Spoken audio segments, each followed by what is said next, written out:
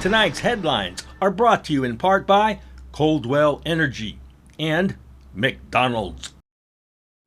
Good evening, Commonwealth, and thanks for watching the Channel 2 News. I'm Sally Limis. Let's take a look at tonight's top stories. A police training event ends fatally for one of their own. Also tonight, Democrats and Independents share their plans for the CNMI. And a House session was disrupted by an argument by two lawmakers. In sports, students love the adrenaline and running competition. Stay with us, these stories and more are next. Fast, fun, and easy. That's how your home Wi-Fi should be. So start with an internet plan that fits your budget. Introducing your home Wi-Fi starter pack, also known as WISP. Enjoy up to 25 megabits per second for as low as $35 a month, plus a free router with your wireless subscription. That's hours of movies, games, social media, and more endless fun. Get your Wi-Fi starter pack today only at Docomo Pacific. Better together. Additional conditions may apply. The Boost program has put together people from the community and different agencies to help each other. It could give everybody a little bit of hope that they might not have had. As long as they've applied and they get a yes or a no answer and it's rolled out really quickly, people can put that money into action, and every dollar could help not just one business, but multiple businesses and multiple families. On Rhoda, I was sitting at a table, and what I observed is that they started helping each other. And instead of being crabs in a basket, trying to get the most for themselves, they were working as a community at this little table, outside under a tent, to try to help each other for a better future. And that opportunity that Boost brought to us, to all of us sitting around that table that day, is something that I will always have with me. Absolutely. And there you have it, McDonald's new crispy chicken sandwich. From the makers of the world's most stolen fries. The juicy chicken sandwich from the place that offers extra napkins for a reason. The tender chicken sandwich from the creators of a sandwich phenomenon. So you won't just be biting into a chicken sandwich, you'll be biting into McDonald's new crispy, juicy, tender chicken sandwich. Ba-da-ba-ba-ba.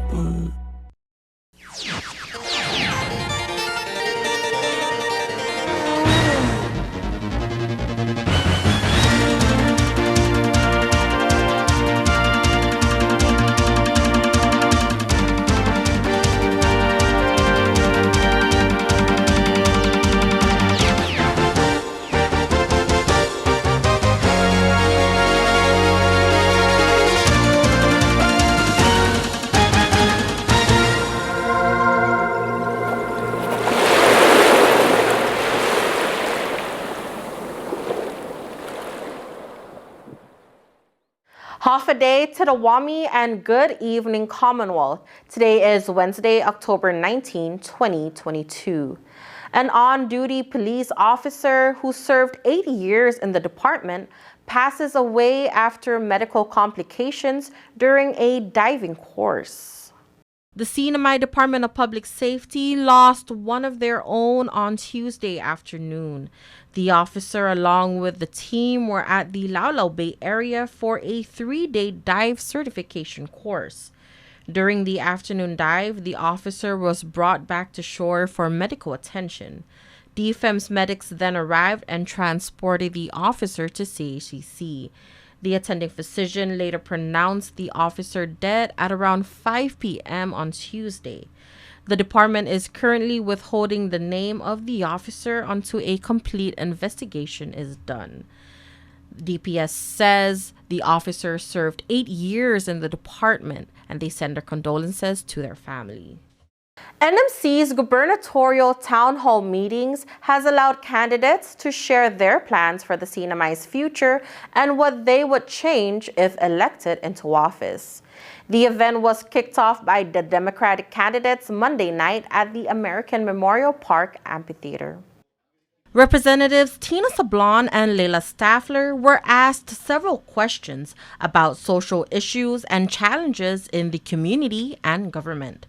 One of the initial questions that was given to the candidates prior to the event asked for their plans in giving immigrants a chance to receive financial aid that will allow them to enroll in the Northern Marianas College. I think one of the first things that we would do is support the passage of HR 560, which would give stability and relief to so many CWs and the families who have been in this community for so long.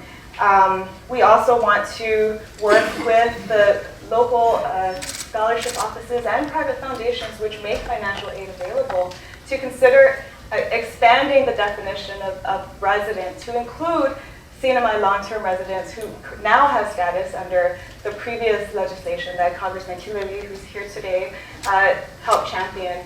Another hard-hitting question was what punishments would be considered for law enforcement officers who test positive for drugs such as methamphetamine and marijuana, and if they should still be employed. Lieutenant Governor candidate Leila Staffler. One of the things we know to be true is that drug addiction is often stemming from past traumas. Trauma is the foundation of many reasons why people seek out drugs to have self-coping mechanisms. And so I don't believe that anybody in any position should be fired outright. I think right now our laws protect people from that, and they have to be able to be given a due process to be given drug treatment options. Staffler states drug treatment and mental health services should be available and accessible to those who struggle. Governor candidate Tina Sablon says the general principle is to allow due process to take its course, but there is also a need to hold a higher standard for law enforcement officers. There is also a higher level of care and expectations that we should have of our law enforcement officers. And in cases where that we know are a problem with the Department of Public Safety and the Department of Corrections, when officers are involved in, for example, smuggling contraband into the prison, or actually involved in dealing meth in our community, that there really should be no tolerance for that. That is straight up corruption, that's an abuse of power, and we will take that very seriously and not tolerate that in the Sablon-Staffler administration. In the topic of workforce development, the candidates were asked how they would ensure equity among those seeking employment in the prevalence of nepotism.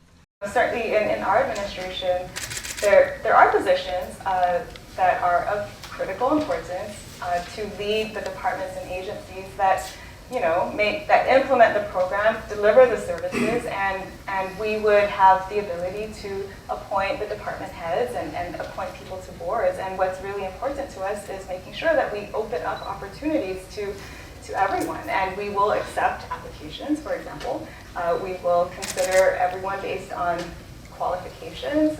We will look for people who are ethical and are committed to public service and have a vision for where they want to lead the departments and agencies to deliver the services that we are committed to delivering. The two candidates answered more questions regarding safety in schools, food security, and retirement. Gubernatorial candidate Tina Sablon in the moments after her town hall.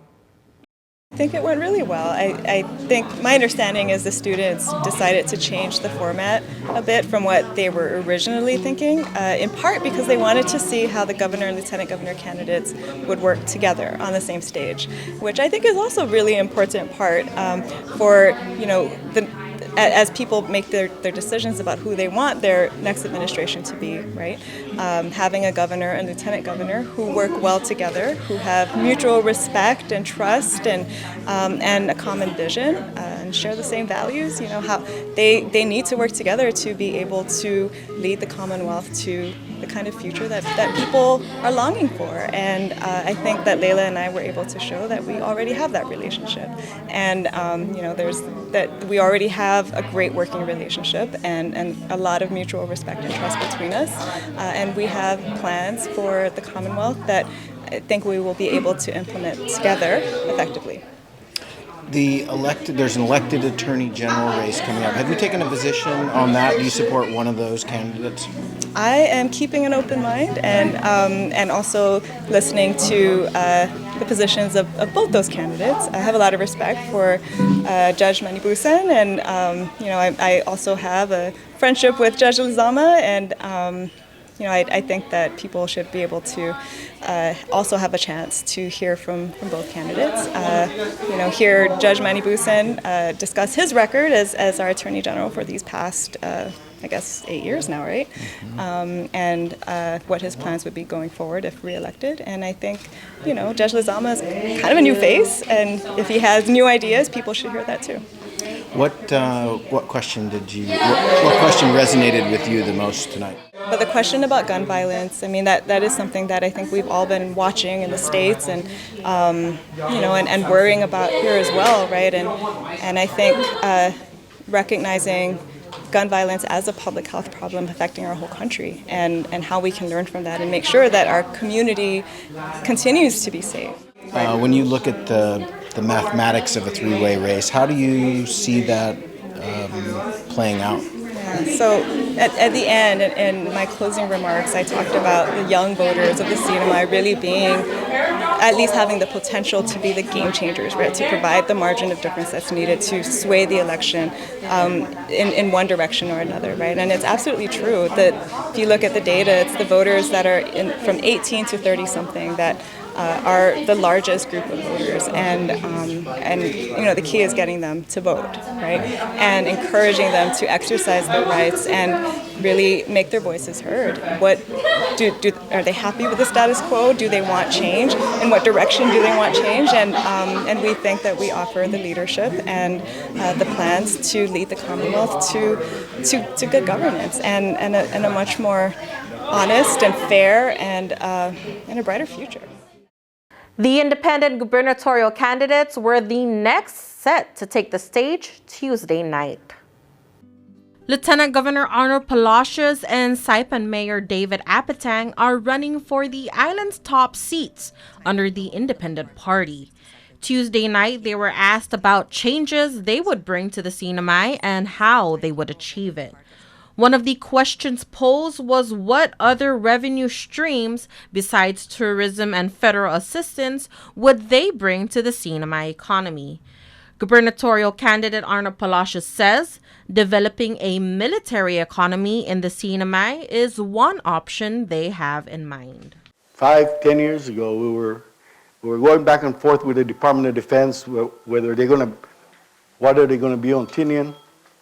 We were also going back and forth with the Air Force, where they're going to put the divert airfield. Well, we got that resolved. It's going to be in Tinian. That project is about $170 million. Okay. Unfortunately, there's not a lot of Commonwealth companies that are going to be participating in that. And we have to play catch up big time. We have to put back and reestablish the procurement technical advisory council, PTAC, and establish the citizen military advisory council too for the people of Tinian so that they can fully participate in this economy. Palacios says the CNMI has the potential to be like Hawaii and Guam, who have a solid and robust economy.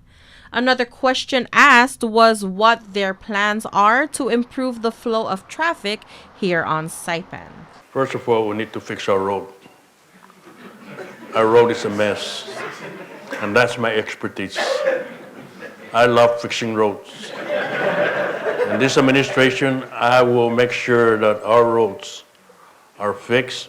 Beach Road is fixed, Mirror Road is fixed. We probably need to look at a lot of medians in the center of the roads, because sometimes at night we can't see them. So we need to put in a lot of lightings around those things for safety issues and all that. The two candidates are also open to the idea of having a roundabout here in the Sinamay. I've seen a lot of those roundabout roads in the States and even in Guam, and it works pretty good. You don't need traffic light. We just need people to obey the four-way stop sign or the U sign, going around, be courteous. It saves us a lot of money. Instead of installing traffic lights and all that, it would save a lot of money for us. Their last question pertained to their plans to incorporate more in-depth language and culture programs that will help revive the indigenous culture. Not only do the two candidates believe that bilingual classes should be brought to both public and private schools, but also give proper funding to existing government agencies, allowing them to carry out their duty. Being very, very honest here, for the past decades that we've had these agencies, they're basically a footnote in our government. At times, the indigenous affairs, we only fund them for two positions. Carolinian Affairs, had to fend for themselves. Even those islands, the island nations that have broke away from trust territory and decided that they were going to have a strong culture, like, for example, Palau is, and because they invested in their programs, in putting the value of who they are as people. So we need to do that too. The two candidates also discussed plans for infrastructure, healthcare, and agriculture. Republican bets Governor Torres and Senator Vinisablon wraps up the NMC Town Hall meeting tonight at the AMP Theater. We'll have that story and more later this week. Coming up, we bring you more reactions from candidates after being in the hot seat. Stay tuned.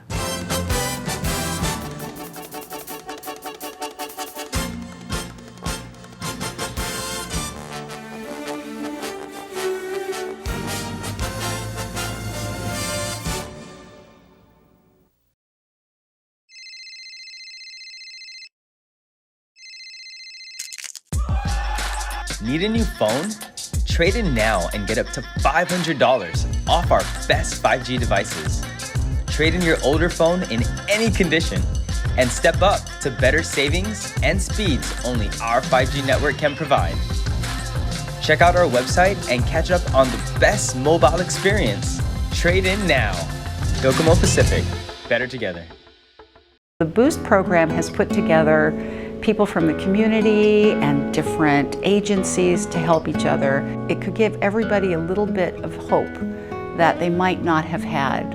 As long as they've applied and they get a yes or a no answer and it's rolled out really quickly, people can put that money into action, and every dollar could help not just one business, but multiple businesses and multiple families. On Rhoda, I was sitting at a table, and what I observed is that they started helping each other. And instead of being crabs in a basket, trying to get the most for themselves, they were working as a community at this little table, outside under a tent, to try to help each other for a better future.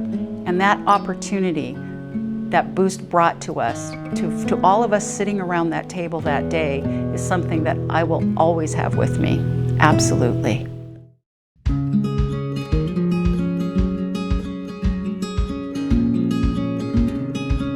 Green sea turtles and hawksbill turtles call the Mariana Islands home. They're an important part of the marine ecosystem. They are under threat, and they are protected under CNMI law. Keep plastic out of the ocean. Keep vehicles off the beach. Use the Sea Turtle Stranding Hotline if you see poaching activities or if you see a turtle in trouble. Call 287-8537 and save a turtle. Welcome back to the Channel 2 News. We have reaction from independent gubernatorial candidate Arnold Palacios last night just after the town hall. A couple of my friends were telling me, you know, that was my first debate. So you know, it was a go after him, right? I mean, you get your mentality, but this is more relaxing. I'm a little bit more in my element in this type of discussions. But the questions are very, very relevant to. So I got to give it credit to the kids, and you know they're not the kids, the students. You know, it's not just centric too much on businesses. It's like we had an exchange of commerce, but it has a wide-ranging subject areas that they wanted us to cover, and then the follow-up questions to our answers was it's a little bit provoking, you know. But you know, I think Dave and I were both comfortable. But I didn't even go to my notes, but I certainly appreciate the college. We need to help them get their campus up and running. Built. It's going to take a while to get it done, but we need to start doing it. When you look at the upcoming election with there being 3 candidates and everyone looks at polling and the math and those sorts of things, what do you guys discuss internally? What do you think with 3 people running? How do you see it playing out? You know, my thoughts on that is the probabilities are there will be a runoff. But we're going to take care of winning in the election and maybe being in the runoff. And then we already have, you know, our folks taking a look at what we need to do to get to the second stage if we have to. When you look at the government now, the current administration, the current departments, are there any departments you think are running well? Any department heads you think are doing a good job where if you win, you're going to keep them in place? Yeah. Who? You are. I don't think I don't think it's appropriate at this point in time to do that. But there are, you know, department heads and agency heads that are doing very, very well in their programs, are hitting beyond what is expected. Programs are running good, and unfortunately, there are departments that are not doing too well, and so. But you know, Dave and I are going to look at everything and everybody and give the same opportunity to everybody. Because there are talents in the Democratic Party. There are very good talents and hardworking people in the Republican Party. 2 lawmakers squared off in a heated session of the legislature on Capitol Hill. Our Milan Goodwin brings you this story. So your goal is to defend the governor by attacking me. I'm not attacking you. You did not attack me right now? No. In your speech? That was not a personal attack. That's not a personal attack. I have no idea. I haven't done anything. Where have I been? Where have I been? Do you want to talk to my chief of staff? Where were you? Would you like to talk to my community? Where were you? Would you like to talk to my colleagues in Precinct 1? Where have I been? Come and join me in Precinct 1 and we can go around and see what we did after you two. Where were you? Should I show you the photos, Patrick? Should I show you the photos? The only photo that I see is you blasting out somebody else. Representative Probst of Saipan and Representative San Nicolas of Tinian dominated the discussion in a House session held yesterday morning. It started with comments about the Torres administration. Criticism towards the governor, it's always been customary here in the House. Instead of criticizing the governor, why don't you lay out a plan? Probst called the attack personal. San Nicolas begged to differ. The Speaker of the House called for a break in the action. I'm attacking you. You did not attack me. I'm attacking the way you did not discuss the State of the Commonwealth address. You did not address anything except that I haven't done jack for my. Where have I been? That's what you said. Yeah. Do you want to replay what you said? So how is that Colleagues, an attack? first Have I off, questioned what you've done for Tinian? Have I? I've done a lot. Fantastic. But have I ever said you haven't? Have I gone out and said you've done nothing? I've never personally insulted you. Never. I did not insult you. You did. No, I did not. Was it a compliment to say I've basically done nothing? No, I did not. You did. colleagues, I'm gonna call for a recess. Milan Goodwin for the Channel 2 News. All right, don't go anywhere. We have sports up next. Fast, fun, and easy. That's how your home Wi-Fi should be. So start with an internet plan that fits your budget. Introducing your home Wi-Fi starter pack, also known as WISP. Enjoy up to 25 megabits per second for as low as $35 a month. Plus, a free router with your wireless subscription. That's hours of movies, games, social media, and more endless fun. Get your Wi-Fi starter pack today only at Docomo Pacific. Better together. Additional conditions may apply. The Boost program has put together people from the community and different agencies to help each other. It could give everybody a little bit of hope that they might not have had. As long as they've applied and they get a yes or a no answer and it's rolled out really quickly, people can put that money into action, and every dollar could help not just one business, but multiple businesses and multiple families. On Rhoda, I was sitting at a table, and what I observed is that they started helping each other. And instead of being crabs in a basket, trying to get the most for themselves, they were working as a community at this little table, outside under a tent, to try to help each other for a better future. And that opportunity that Boost brought to us, to all of us sitting around that table that day, is something that I will always have with me. Absolutely.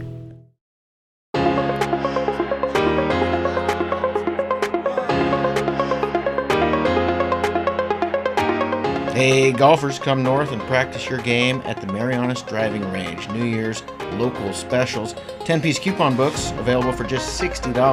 That's a $10 savings. Want to get really good? Come work on your swing every day for just $99 per month. It's our practice pass and you're going to love it. Grab your passes and go straight to the range.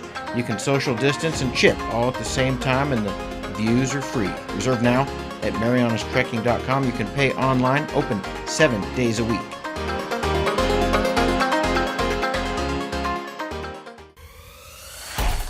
Tonight's sports brought to you in part by Tan Holdings through the Tan Su Lin Foundation, making communities a better place to live.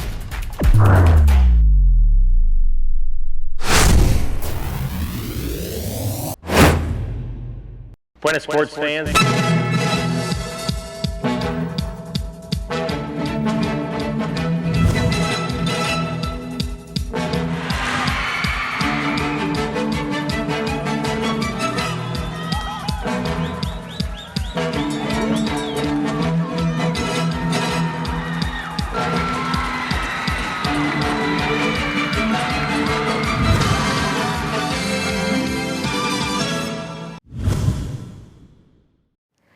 And for our KSPN Sports Report, students took an extra day of school stuff, but the fun kind, in this weekend's cross-country championships.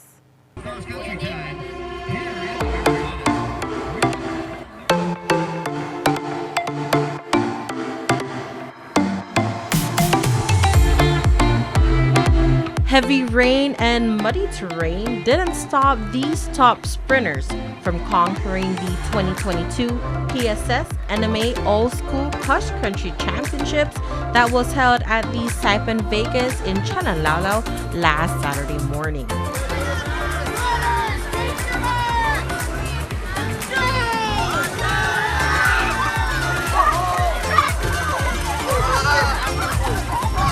In the individual category, Samuel Zhu of ACS rode the high school boys division. He finished the course in 19 minutes and 55 seconds. Pony Tang of MHS came in second place with a time of 20 minutes and 8 seconds. 21 seconds behind Tang is his teammate Cody Shim Zhu, who bagged third place.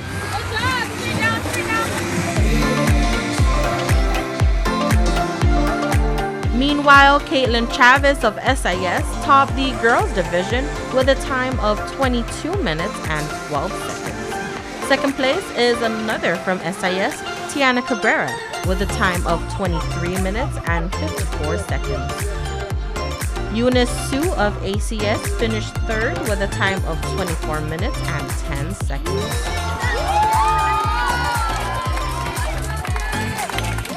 Oh, sponsored by Nike. Oh.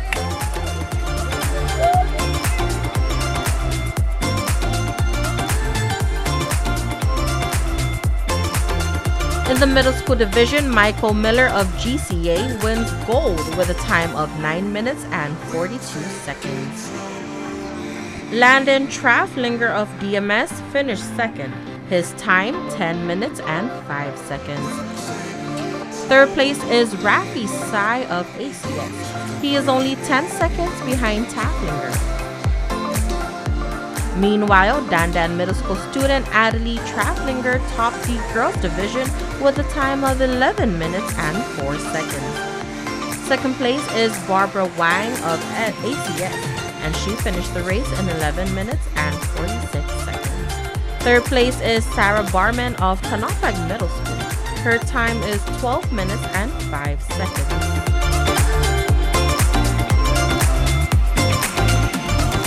In the elementary school U12 category, SIS Peter Jambor ruled the boys division. He crossed the finish line in 11 minutes and 15 seconds. Followed by is Rayvale Escarlon of ACS with a time of 11 minutes and 39 seconds. 14 seconds behind Escarlon is Kanoa Owens of GES for the third place.